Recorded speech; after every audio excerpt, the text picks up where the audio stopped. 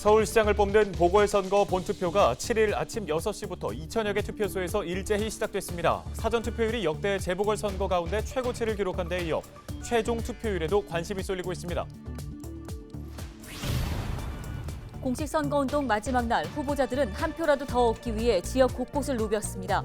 여야 두 후보 모두 은평을 찾아 지지를 호소했습니다. 시민들은 서울시정을 이끌어 나갈 새 일꾼에게 어떤 바람을 가지고 있을지 유권자의 목소리를 들어봅니다. 지난 선거에서 우리 지역 주민들의 표심은 어디로 향했을까요? 역대 서울시장 선거 결과를 살펴봅니다.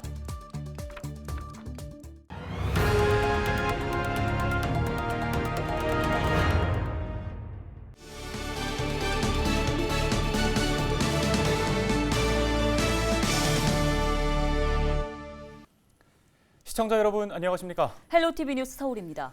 4월 7일 오늘은 서울시를 이끌어 나갈 일꾼을 뽑는 날입니다. 보궐선거일은 임시 공휴일이 아니기 때문에 저녁 8시까지 투표할 수 있습니다. 네, 아직 투표를 안 하신 분이 있다면 자신의 투표소가 어디인지 확인하시고 신분증 잘 챙겨가셔서 소중한 한 표 신중하게 행사하시기 바랍니다.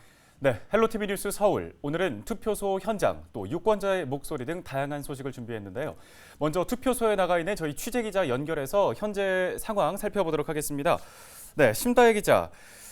투표가 막바지로 향하고 있는데 현재 상황은 어떻습니까? 전해주시죠.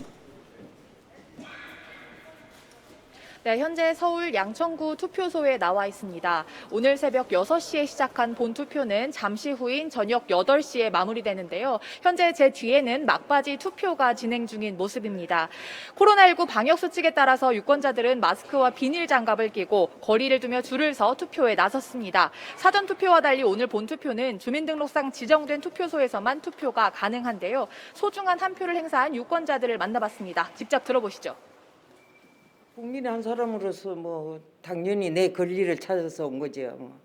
안 그래요? 나이가 들어도 내가 찾을 권리는 찾아야 되잖아요. 그래서 왔어요. 서울시를 좀 더 나은 방향으로 발전시킬 수 있었으면 좋겠다는 마음으로 투표를 했습니다. 아무래도 제가 청년이다 보니까 좀 서울시 집값 안정이나 이제 좀 불공평 문제를 조금 많이 해결해 줄 수 있는 그런 분이었으면 좋겠다는 생각을 했어요.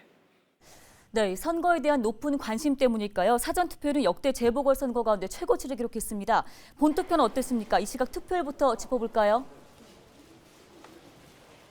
네, 전국의 투표율은 오후 6시 기준으로 50%를 넘었습니다. 50.6%를 기록했고요. 서울은 이보다 높았는데요. 51.9%를 기록했습니다. 이 51.9%에는 지난주 진행된 사전투표분도 포함되어 있습니다. 이 시각 투표율을 지난 선거와 비교해보면요. 가장 최근 선거였던 21대 국회의원 선거가 저녁 6시 기준 최종 투표율이 68.1%였던 것보다 낮았고 또 2018년 지방선거가 59.9%를 기록한 것과 비교하면 낮습니다. 하지만 10년 전 서울시장 보궐선거 최종 투표율이 48.6%였던 것과 비교하면 보다 높습니다.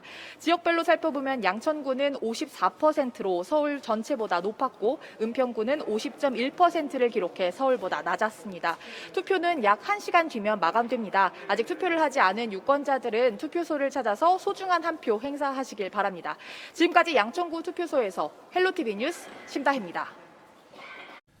네, 우리 지역의 투표소 상황 살펴보고 왔습니다.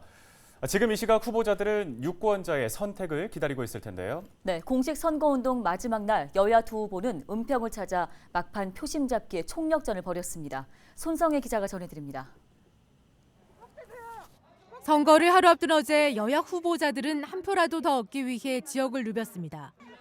연신 내역에서 유세를 펼친 박영선 더불어민주당 서울시장 후보는 서울의 미래를 위해 투표해달라며 지지를 호소했습니다. 박 후보는 서울의 민심이 바뀌고 있다며 승리를 다짐했습니다. 서울이 전진할 것이냐 후퇴할 것이냐를 결정하는 선거가 바로 이번 서울시장 선거입니다. 여러분, 공정한 서울을 원하는 서울 시민들, 깨어있는 시민들이 분연히 일어서고 있습니다. 박영선 후보는 또 신분당선 서북부연장선 추진도 약속했습니다. 신분당선 연결 문제 김태년 원내대표와 상의하고 열심히 추진하겠습니다. 오세훈 국민의힘 서울시장 후보는 공식 선거운동 첫 유세 지역이었던 불광천을 다시 찾아 표심 잡기에 나섰습니다. 이 자리에서 오 후보는 청년들의 지지에 보답할 기회를 달라고 호소했습니다.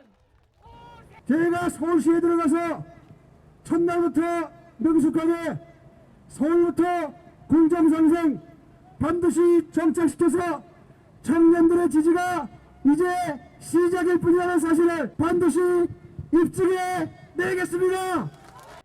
오세훈 후보는 또 혁신파크를 서울 서부권 발전의 중심축으로 바꿔놓겠다고 공약했습니다. 반드시 혁신파크 자리는 은평 주민 여러분들의 삶의 터전으로 행복의 공간으로 만들어 보겠습니다. 13일간의 대장정을 달려온 후보들. 유권자들은 어떤 선택을 했을지 이제 몇 시간 후면 여야 후보의 희비가 갈리게 됩니다. 헬로티비 뉴스 손상입니다. 네, 4.7 서울시장 재보궐선거 공식 선거운동 마지막 날 후보자들의 모습 살펴보고 왔습니다. 스튜디오에 나와 있는 취재기자와 함께 조금 더 자세한 소식을 들어보겠습니다. 손성혜 기자가 나와 있습니다. 화면 보니까 이 후보들 가는 곳마다 시민들도 많이 몰리고 분위기가 뜨거웠던 것 같은데 직접 좀 전해주시죠. 네, 여야 할 것 없이 시민들이 몰려서 후보자가 다른 사람의 도움을 받지 않고서는 현장을 빠져나가기가 힘들 정도였습니다. 이번 서울시장 보궐선거에 대한 시민들의 높은 관심을 현장에서 확인할 수 있었습니다. 네, 두 후보 모두 이제 어제 우리 지역을 찾았는데요. 의미를 어떻게 볼 수 있을까요? 네, 은평의 경우 민주당 강세 지역으로 분류됩니다. 지난 7번의 지방선거에서 2번을 제외하고는 모두 민주당 후보가 당선됐습니다. 이 때문에 박영선 후보는 은평에서 여당 지지세를 끌어모으겠다는 의지였던 것 같고요. 오세훈 후보 같은 경우는 이와는 반대로 열세 지역인 은평에서 표심을 자극하겠다는 좀 전략이 아니었나 생각됩니다. 네, 앞서 살펴본 리포트에서 서울 혁신파크와 관련된 부분이 있었는데 지금 두 후보가 공통적으로 내놓은 우리 지역 공약인 거잖아요. 네, 그렇습니다. 지난주 보도를 통해서도 전해드렸지만 두 후보 모두 혁신파크를 지역 경제 발전의 중심축으로 이제 개발시키겠다는 구상입니다. 하지만 개발 방향에는 차이가 있는데요. 직접 들어보시죠. 은평의 혁신타운, 그 혁신타운에 새로운 기술을 접목시켜서 청소년들의 디지털 정책권, 새로운 일자리를 만들겠습니다, 여러분!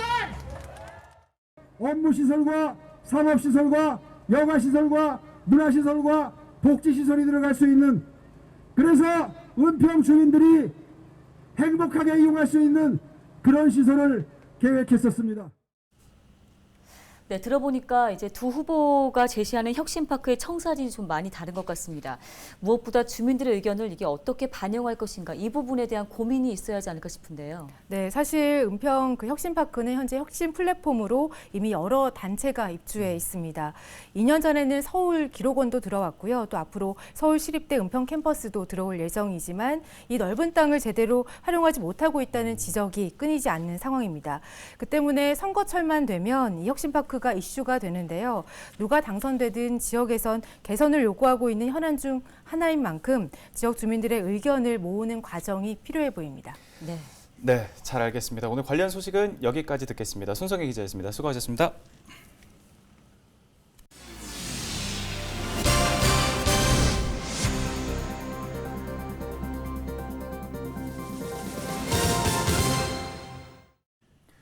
네, 서울시장 보궐선거 관련 소식 전해드리고 있습니다. 이제 투표 종료까지 1시간 20분 가까이 남았는데요. 우리 지역의 유권자는 이번 선거 과정을 어떻게 평가하고 있는지 직접 들어보겠습니다. 네, 정진원 녹번동 주민자치회장 연결하겠습니다. 회장님 나와 계십니까? 예, 안녕하세요. 네, 투표하고 오셨습니까? 네, 저는 사전 투표를 미리 하였습니다. 네, 후보자 선택할 때 어려움은 없었는지 또 후보자의 어떤 점을 보고 투표하셨는지 궁금합니다.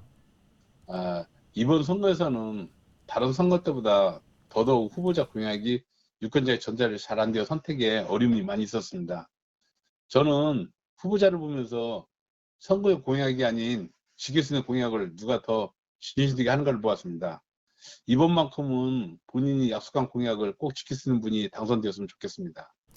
네, 이번 선거에서는 특히 이제 후보자들의 공약이 유권자에게 제대로 전달이 안 된 것 같다라고 지적을 해주셨는데, 자, 이번 선거 어떻게 바라보셨습니까? 예, 선거 때마다 보면 항상 상대방 후보 잘못을 서로 지적하느라 정작 본인의 장점과 유권자에게 알리하는 공약을 제대로 못 알리는 걸 보면서 참으로 안타깝습니다. 제 생각으로는 상대방 후보의 단점만 탓할 것이 아니라 장점도 칭찬하면서 본인 공약을 하면 더 효과가 좋지 않았었나 생각하면서 아쉬움이 큽니다. 네, 앞으로 몇 시간 후면 당선자가 가려질 텐데요. 당선자에게 바라는 점이 있다면요? 지금 현재 우리 은평구에 보면 혁신파크가 있습니다. 서울시로 봐도 이제 노른자 땅이나 다름없는 곳인데 여기 좀 잘 좀 개발해가지고 여기 우리 은평구 주민들이 전부 다 이렇게 좀 효과적으로 쓸 수 있는 이런 자리가 됐으면 좋겠습니다. 특히 이제 우리 여기 녹본동하고 응암 1동, 2동 이쪽으로는 저 중학교가 없습니다. 이런 중학교 같은 것도 한번 유치해 주는 것도 좋을 것 같고요. 선거 기간 동안에 공약도 꼭 지켜서 유권자 선택이 헛되지 않게 했으면 좋겠습니다. 그리고 장기적으로 오랫동안 가고 있는 코로나19로 모든 국민들이 지지들에 지쳐 힘들어하고 있는데 이럴 때일수록 희망을 줄 수 있는 정책으로 시정을 잘 이끌어서 모든 국민들 얼굴에 웃음꽃이 활짝 필 수 있는 정책이 되었으면 좋겠습니다. 네, 도움 말씀 잘 들었습니다. 지금까지 정진원 녹번동 주민자치회장이었습니다. 4.7 재보궐선거 본투표가 이제 막바지에 들어섰습니다. 특히 사전투표율이 역대 재보궐선거 가운데 최고치를 기록한 데 이어서 이번 본투표의 최종 투표율에도 관심이 높은데요. 네, 다시 한번 투표수로 가보겠습니다. 신다혜 기자, 6시 기준 현재 투표율 어떻게 나오고 있습니까? 네, 제가 있는 이곳 양천구 투표소에서는 현재 막바지 투표가 차분히 진행되고 있습니다.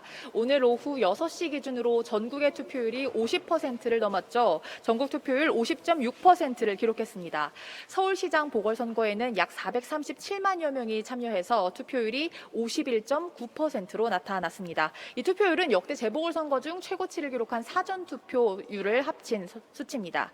이 시각 투표율을 지난 선거들과 비교해보면요. 가장 최근 선거였던 21대 국회의원 선거, 저녁 6시 기준 최종 투표율, 그리고 2018년 지방선거의 투표율과 비교하면 낮습니다만 10년 전 서울시장 보궐선거가 최종 투표율 48.6%를 기록한 것과 비교하면 보다 높습니다. 지역별로 살펴보면 서초구와 강남구, 송파구 등 이른바 강남 3구에 속하는 자치구들이 1위에서 3위를 기록했습니다. 양천구는 54%로 그 뒤를 이었고요. 은평구는 50.1%를 기록했습니다. 오늘은 휴일이 아니기 때문에 투표가 저녁 8시까지 진행됩니다. 또 코로나19 자가격리자는 일반 유권자들이 투표를 마친 오후 8시 이후 약 15분 동안 임시기표소에서 투표할 수 있습니다. 마감까지 약 1시간 남았는데요. 오늘 투표를 하지 못한 유권자들은 꼭 투표소에 찾아서 소중한 한 표 행사하시기 바랍니다. 지금까지 양천구 투표소에서 헬로티비 뉴스 심다혜입니다. 네, 우리 지역의 투표율이 50%를 넘어섰다는 소식 들어봤습니다. 서울시장 보궐선거가 한창 진행 중인 이 시각, 우리 서울 시민들은 새로운 일꾼이 될 새 서울시장에게 어떤 바람을 가지고 있을까요? 시민들의 얘기를 직접 들어보겠습니다. 네, 이미경 은평 마을방과후 지원센터장 화상으로 연결되어 안녕하십니까? 안녕하세요. 은평구에서 살고 있는 이미경입니다. 네, 투표가 아직 진행 중인데요. 센터장님께서 투표하셨는지도 궁금하고요. 투표소 분위기는 어땠는지도 좀 전해주실까요? 예, 저는 토요일 날 사전 투표를 했습니다. 토요일 오후에 산책하듯이 갔는데 깜짝 놀랐습니다. 많은 분들이 사전 투표를 하고 계셨거든요.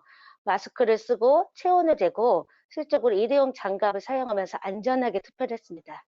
오늘 출근길에 투표소를 지나왔는데 많은 분들이 또 긴장하면서 투표를 참여하고 있었습니다. 사실 사회가 바뀌었으면 좋겠다는 서울 시민들이 투표에 참여하고 계시는 거라고 보여집니다. 네, 선거 전에 특별히 어린이와 청소년이 행복한 서울시를 위한 정책 제안을 하셨는데요. 어떤 내용이었고 또 추진 과정은 어땠는지, 결과는 어땠는지 궁금합니다. 저희가 정인이 사건이 터지고 난 다음에 어린이와 청소년이 행복한 서울시가 되었으면 좋겠다라는 마음에서 혁신교육기구 사업을 하고 있는 25개국 활동가들하고 함께 의기투합을 좀 했습니다. 그래서 저희가 정책 제안을 받았는데 450명이 3,000개의 정책을 냈습니다. 그것을 24개로 추렸고 그거를 공론장과 시민투표를 해서 10개의 정책이 결정됐습니다. 그래서 은평구 구민은 한 200명 정도가 참여를 하였는데요. 그리고 그 내용을 가지고 어린이와 청소년이 행복한 서울 시민선언을 하게 되었고 후보들과 협약을 했습니다. 그 정책을 살펴보면 첫 번째 어린이의 기본적 삶을 위해서는 친환경 급식 그리고 아침 급식까지 제공하는 건강권이 1위를 하였습니다. 뿐만 아니라 더 나은 삶을 위해서는 어린이와 청소년이 마음껏 활동할 수 있는 문화예술 공간이 곳곳에 서울 전체에 만들어졌으면 좋겠다라는 정책이 있었습니다. 네, 유권자의 목소리 이미경 센터장에게 들어봤습니다.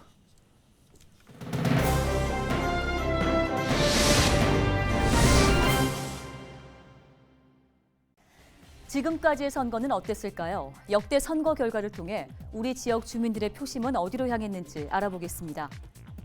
2011년 보궐선거를 포함해 지금까지 치른 서울시장 선거는 총 8번입니다. 양천구는 서울시장 선거의 바로미터로 불리우는데요.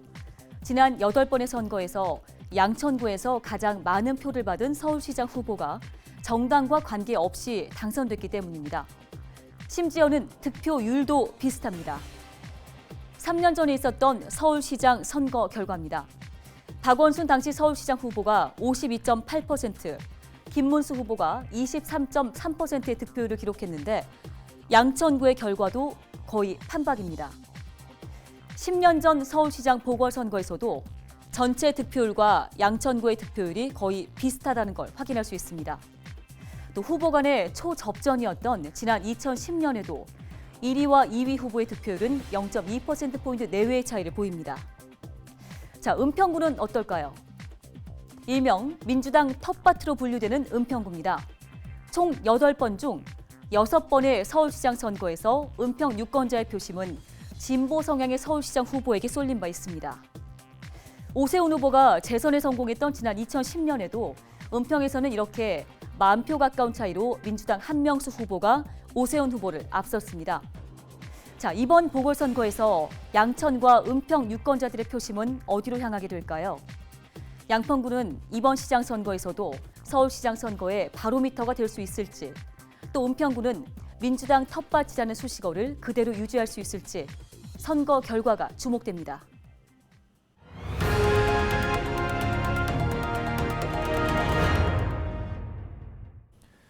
네, 이어서 이번에는 코로나19 지역 발생 현황 살펴보겠습니다. 은평구에 있는 교회에서 집단 감염이 발생했는데요. 은평구 소재 교회에서 최초 확진자가 나온 건 지난 3일입니다. 교인 1명이 확진된 후 5일까지 3명, 어제 8명이 추가 확진돼 관련 확진자는 12명으로 늘었습니다. 6일 확진자는 교인 4명, 가족 2명, 지인 2명입니다. 방역당국은 확진자와 함께 식사 모임을 한 교인으로 추가 전파가 이뤄지고 다시 다른 교인, 가족, 또 지인 등으로 전파된 것으로 보고 조사하고 있습니다. 7일 0시 기준 서울시의 추가 확진자는 198명입니다. 은평구가 지역의 문화관광 정보를 담은 인터넷 홈페이지를 만들었습니다. 은평구는 지역을 찾는 관광객에게 관광 명소와 맛집, 숙소 등을 연계한 정보를 제공하기 위해 홈페이지를 새로 만들었다고 밝혔습니다. 은평 문화관광 홈페이지는 두근두근 은평 한옥마을, 문화예술 등을 주제로 지역의 다양한 관광 정보를 담았습니다. 네, 헬로티비 뉴스 서울시장 보궐선거 관련 소식 전해드렸습니다. 시청해주신 여러분 고맙습니다.